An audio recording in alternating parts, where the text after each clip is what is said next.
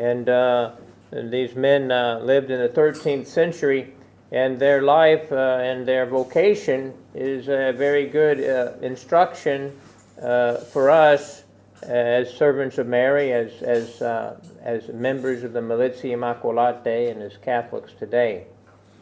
今日この教会は10人の聖母のしもべの創立者たちは13世紀に生きた人々で、このマリア様のために証明を受けた彼らの生活は、無限在の聖母の騎士会の私たちにとってとても良い模範を示しています。These men lived in a town of Florence, and they were all men from rich families, from noble families, well-educated men. They were different men. 4 of them were married, 3 of them were single, and the town was in war. There was just like civil war in the town. And these men joined a sodality. They joined like a pious organization of the Blessed Virgin Mary. 彼らは皆フィレンツェの町に住んでいました。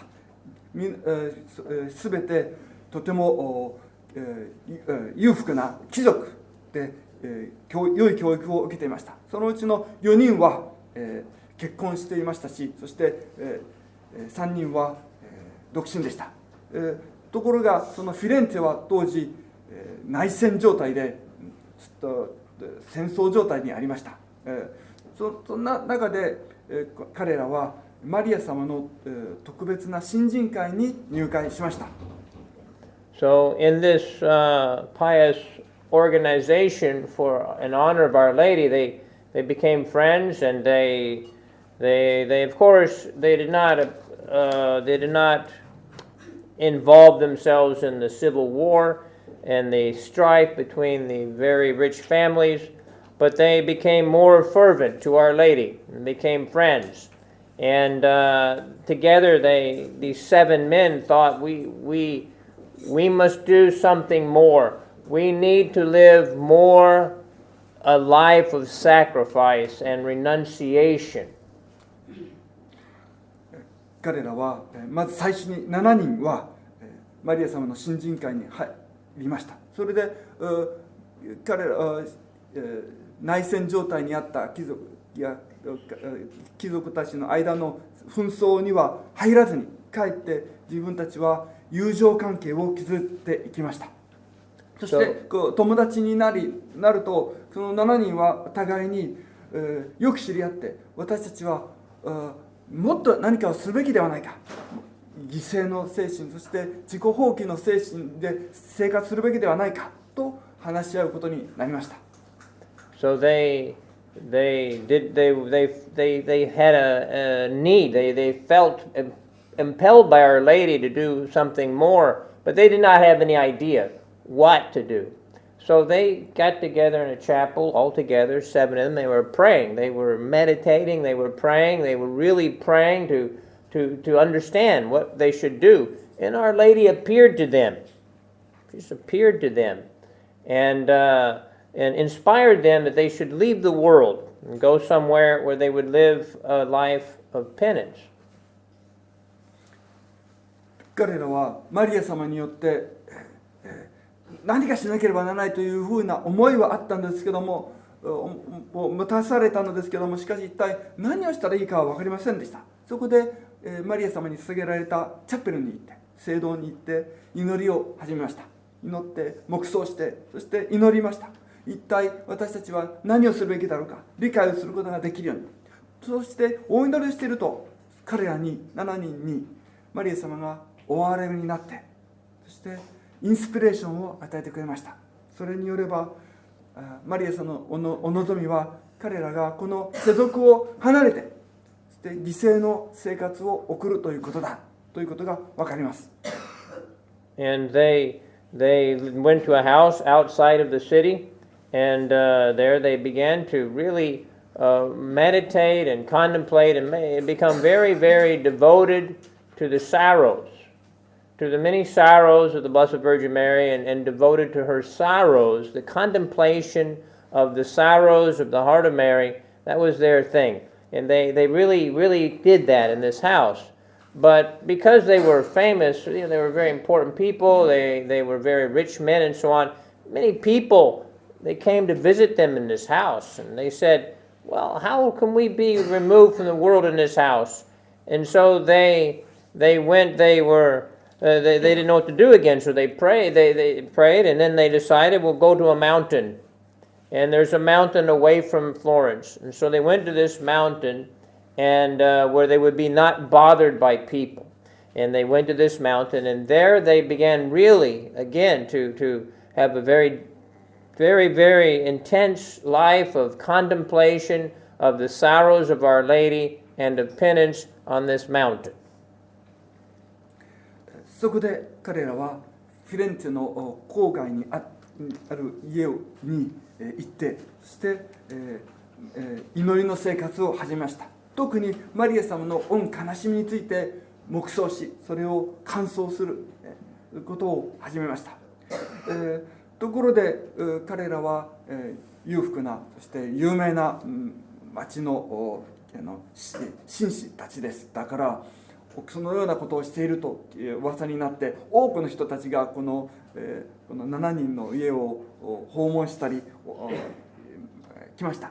そうするとこの彼らはせっかく世俗を離れてきたのに、こんなに人が訪問するのであれば私たちお祈りの生活ができないということで、今度はフィレンツェから離れた山に行って、そこでマリア様の悲しみを御悲しみを黙想する生活だけをするようにしました。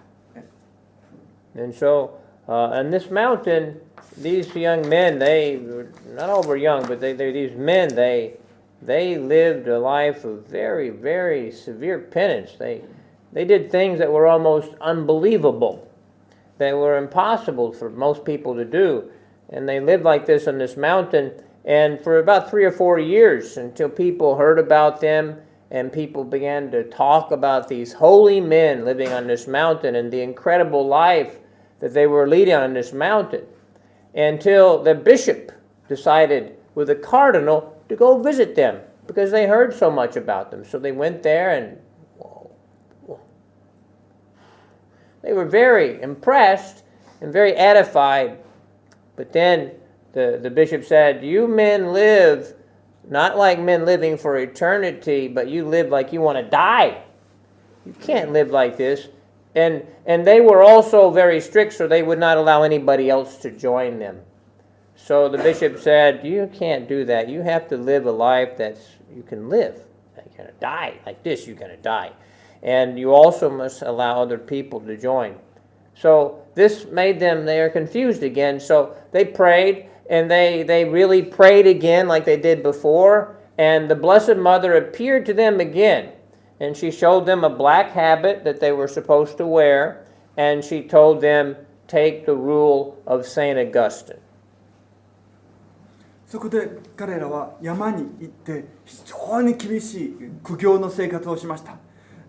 普通の人であればとても耐えることができない、信じられないような苦行の生活でした。そして3年あるいは4年のこの厳しい生活を送っているうちにフィレンツェの人々はこの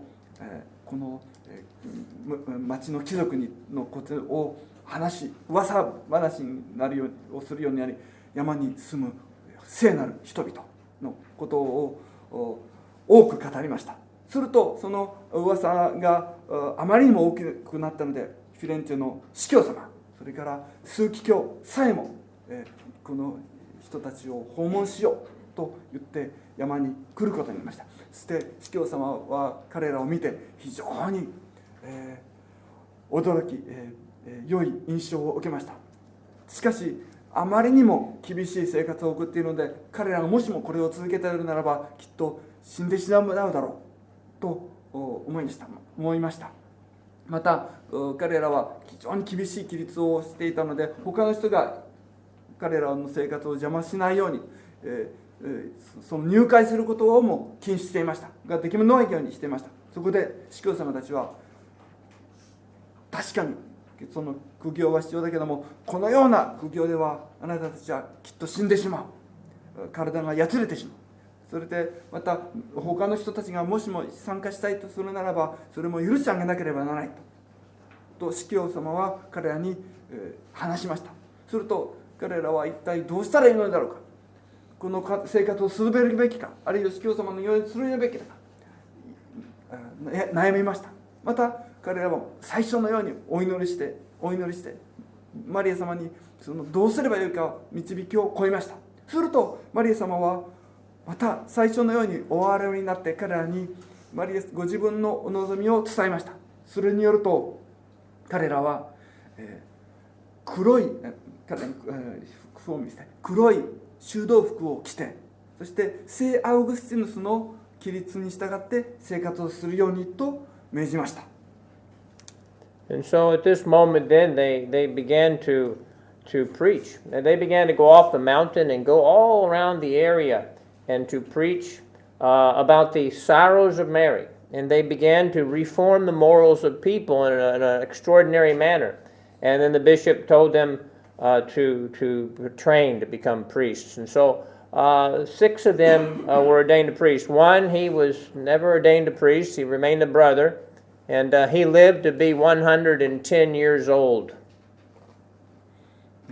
そのうちの6人は、すみません、そこで彼らは、聖アウグスティヌスの規律に従って、生活するのですけども、そのうちにマリア様の御悲しみについてフィレンツェの人々に説教をし始めました。そして周りの周囲の人々に説教をし始めると、そして彼らの生活がどんどん改められて、道徳的な生活を送るようになりました。そこで司教様の望みによって7人のうちの6人が司祭に除会され、もう一人は最後まで司祭に除会されることはなかったのですけども、修道士として110歳まで長寿を保ちました。So I always wonder, how did they preach? I always think about these men. How did they preach and what did they do? Because, well, they're preaching the sorrows of Our Lady and they made reform among Catholics that were at war with each other, and Catholics that are not practicing the faith. But yet we see Our Lady from heaven looking down upon these men and animating them, inspiring them by her prayer that they should practice a special penance of contemplating, meditating upon her sorrows, that Our Lady in some way wanted that her sorrows should continue on earth, that they should be honored on earth. And that this mere fact of preaching this idea of these sorrows and that be honored and revered by Catholics created and made a reformation, a renewal of the church. 一体彼らはどのようにして人々の生活を改めさせて、悔い改めさせて改善させることができたのでしょうか。その秘密は一体何なんでしょうか。それはマリア様が彼らをいぶいて、そして、マリア様の悲しみがこの地上で、崇敬させられて、そしてそれを黙想することによって私たちのカトリックの信仰がまたもう一度よみがえり、再びよみがえり、そして生活をもう、改善させるようになりました。これが秘密だったんです。そこで、マリア様の御悲しみの黙想が私たちの生活を聖なるものとさせるという秘密がここにありました。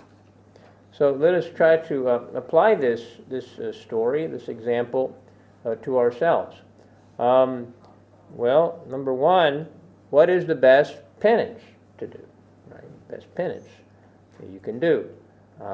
Well, the best penance is to meditate, is to contemplate on the sorrows of the Blessed Virgin Mary and the Passion of Christ. This is the best penance, the best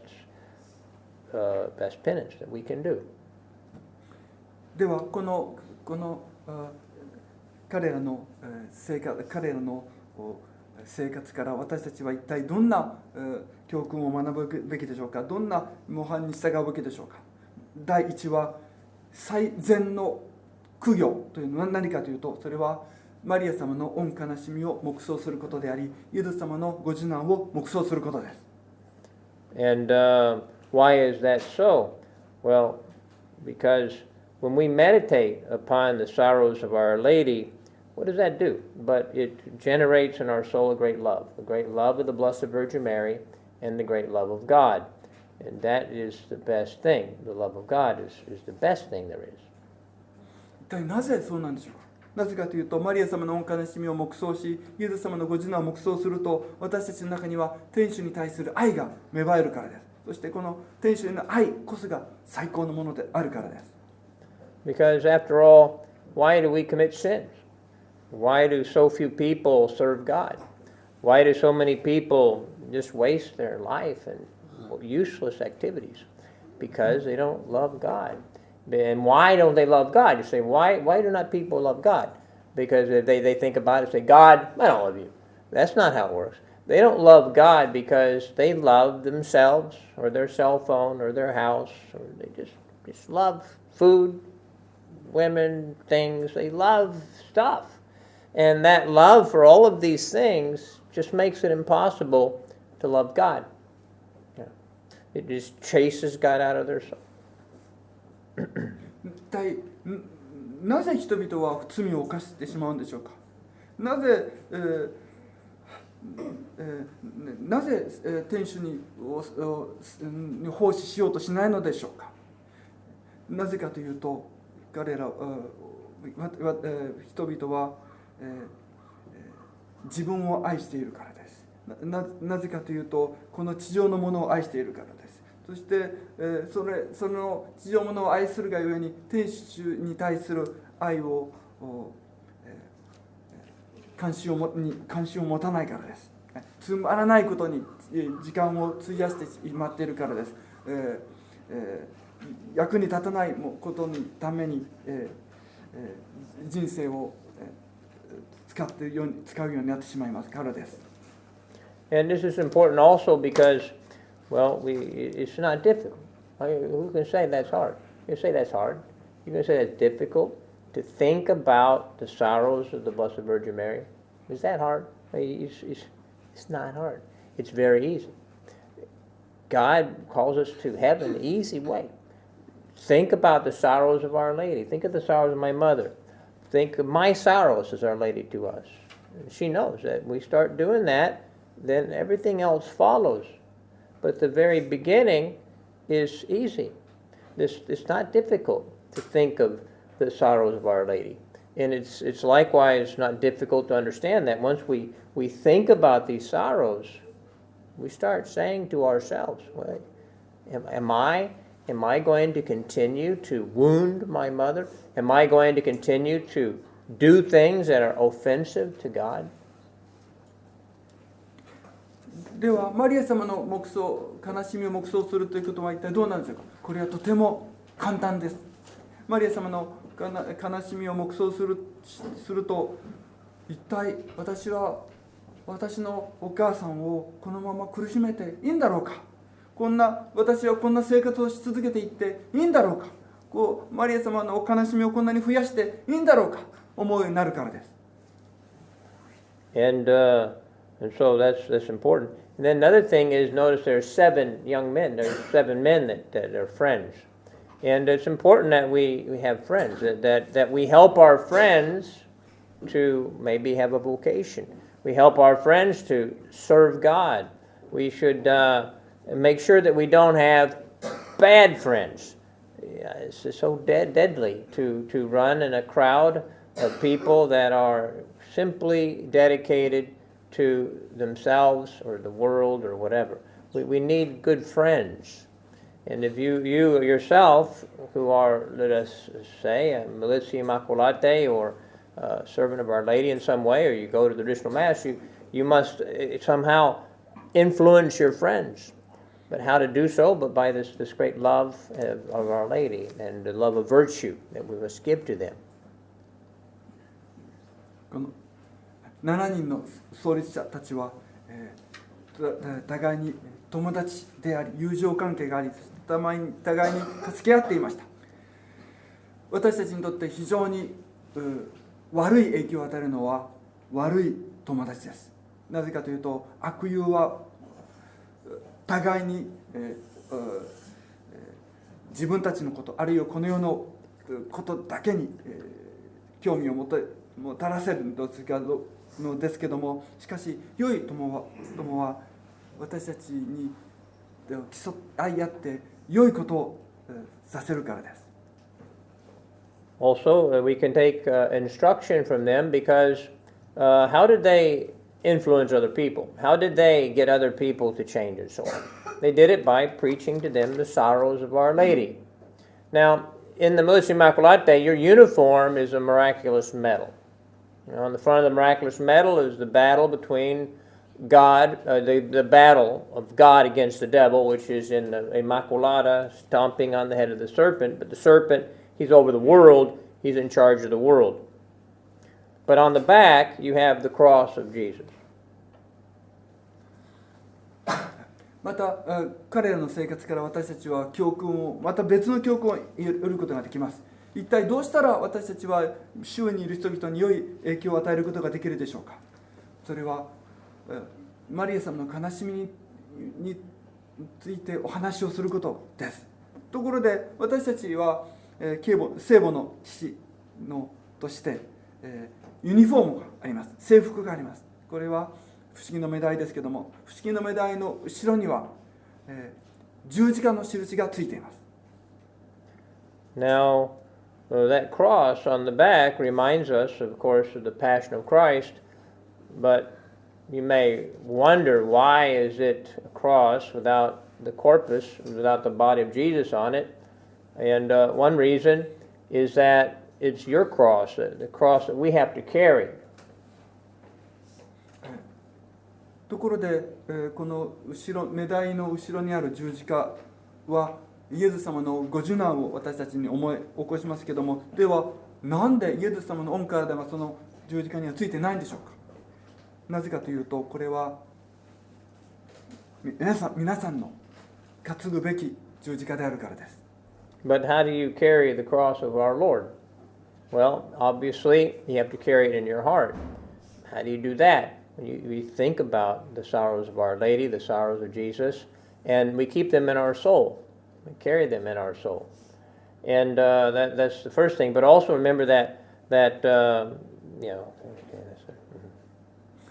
では一体どうしてこの十字架を私たちが担うことができるでしょうか。それは心において担うことができます。イエス様の悲しみとマリア様の御悲しみを黙想することによってこの十字架を担います。But also, in this we see in the life of these men, and also supposed to be in our lives, this mystery of the cross of Jesus, our Lord, that Protestants, they don't understand. That the cross of our Lord, according to the Catholic mystics, is eternal.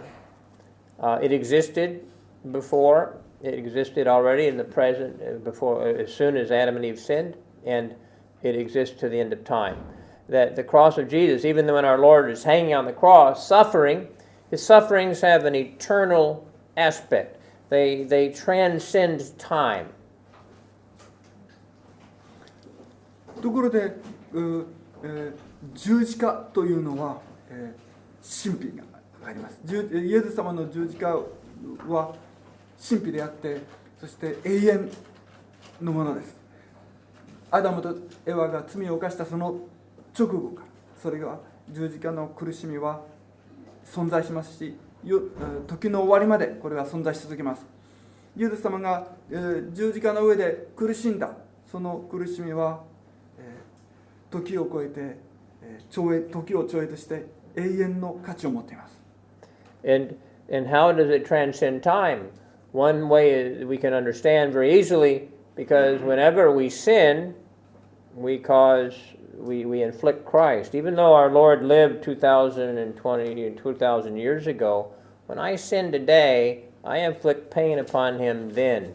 So there's an eternal aspect. And Also, because our Lord, according to what we read in the Epistle of St. Paul, is suffering in his members. Jesus, our Lord, is suffering inside the people in his church who are suffering.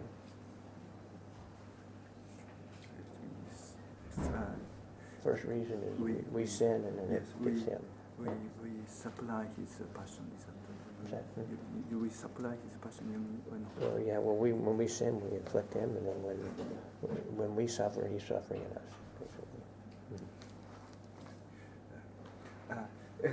なぜ十字架は時を超えることができるでしょうか。それはまず第一の理由は、私たちが今現在罪を犯すことによって2000年前の十字架のイエス様に苦しみを与えてしまうからです。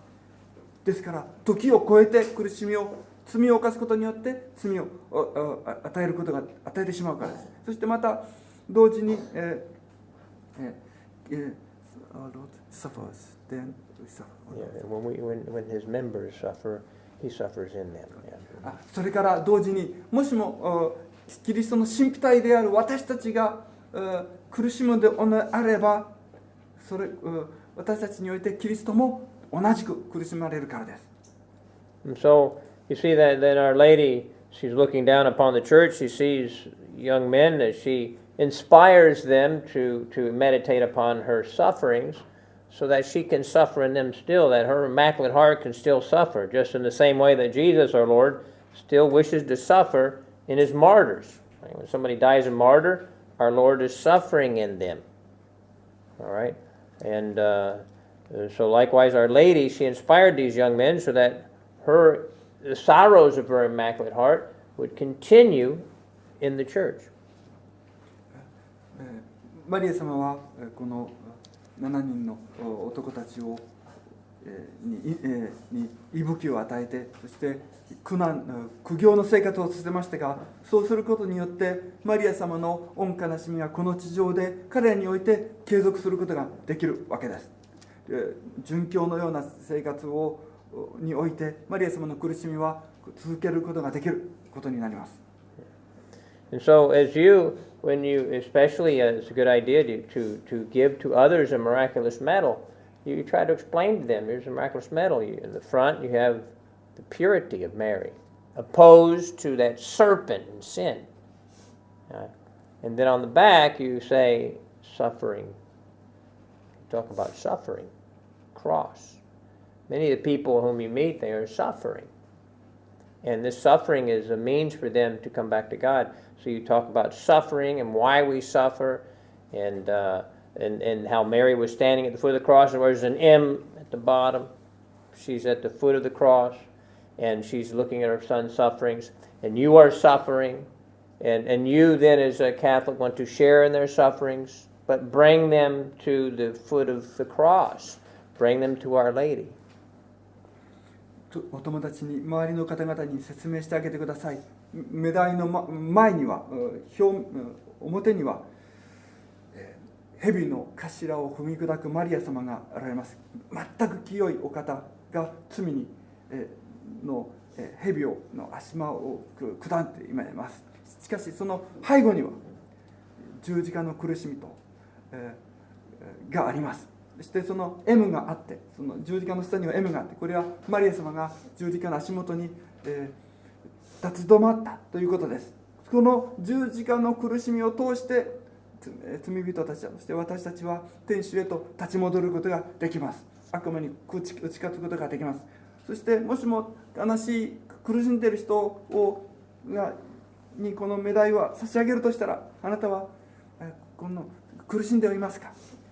この苦しみをマリア様と共にイエス様に下げてください。これは天主へと立ち戻る、苦しみは天主へと立ち戻るためのとても良い道具となりますとおっしゃってください。And so also in the miraculous medal you see at the bottom the two little hearts on the bottom, the Sacred Heart of Jesus, which is wounded and bleeding, and then to the left of that the Immaculate Heart of Mary, which is surrounded by thorns. And so these two hearts is pierced with a sword. These two hearts are suffering. And so it should be united to our heart. We should put their sufferings inside of our heart. And this will make you into a very useful instrument of Our Lady and a very, very effective apostle of Mary. またおめだいには2つの御心があります。イエス様の傷ついた御心と、そしてマリア様の槍でつなげられた御心です。そしてこの御心は同時に苦しみを表していますが、私たちの心と一致しています。私たちの苦しみとも一致しています。And so during Mass today, think of those great men. They're all saints, you know. There's 7 of them, and they're all buried in one grave, and they're friends, and they love to meditate upon the sorrows of Mary, and they made their whole life and their whole apostolate, and so they were inspired to do that. And so during Mass, try to think about you're at the foot of the cross, and you reflect upon the sorrows of Mary. What are her sorrows? They're the wounds. They're the wounds of Jesus. And so to meditate upon that during Holy Mass. 今日の7人の創立者の聖人たちは聖なる生涯を送って一つの墓に葬られました。友達だったからです。で、彼らの生涯はすべてマリア様の御悲しみを黙想することに費やされました。聖なる、それこそが聖なる生涯であって、それこそが彼らの使徒職でした。ですから皆さんも今日、ミサに預かりながら十字架の足元に佇んでマリア様の御悲しみを黙想なさってください。イエス様の御傷を黙想なさってください。In nomine Patris et Filii et Spiritus Spiritus Sancti. Sancti.